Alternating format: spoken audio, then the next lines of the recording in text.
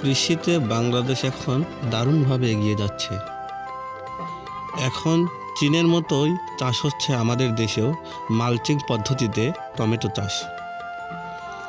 এই মালচিং পদ্ধতিতে টমেটো চাষ করলে টমেটোর ফলন 1 গুণ থেকে 3 গুণ বেশি উৎপাদন করা সম্ভব। সেটা আপনারা টমেটোর গাছ দেখেই বুঝতে পারছেন। দেখুন, আমি টমেটোগুলো দেখাচ্ছি আপনাদের। দেখুন, মালচিং পদ্ধতিতে যে এত সুন্দর ফসল উৎপাদন করা সম্ভব তা আমার আগে জানা ছিল না। আমি শখের বশে এই মালচিং পদ্ধতিতে টমেটো চাষ শুরু করি। দেখুন, ফুল প্রতিটা গাছে হাজার হাজার ফুল। ওই যে দেখুন, টমেটো কত সুন্দর টমেটো ধরে আছে। একটি গাছে প্রায় 5 কেজি থেকে 7 কেজি টমেটো উৎপাদন করা সম্ভব এই মালচিং পদ্ধতিতে। সার বিষ খুবই কম দেওয়া লাগে গাছেতে।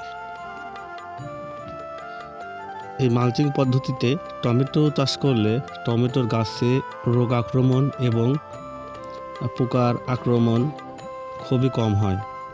আর যে আগাছাগুলো হয় সেই আগাছাগুলো এই মালচিং পেপারের নিচেই বেড়ে উঠতে পারে না, ফলে আগাছাগুলো মরে সার হয়ে যায়। এতে গাছের উপকার হয়। দেখুন কি পরিমাণ টমেটো ধরে আছে গাছে। একটি গাছে প্রায় 5 থেকে 7 কেজি টমেটো ধরে আছে, হাজার হাজার ফুল। ওই যে দেখুন, আমি আপনাদেরকে জুম করে দেখাচ্ছি, ওই যে কত টমেটো। আমি দেশের কৃষকদেরকে বলতে চাই, আপনারা এখন এই ডিজিটাল পদ্ধতিতে চাষাবাদ শুরু করুন। এতে ফসল 1 গুণ থেকে 2 গুণ উৎপাদন করা সম্ভব। দেখেন কি পরিমাণ টমেটো, আমি আপনাদেরকে গুণে দেখাই।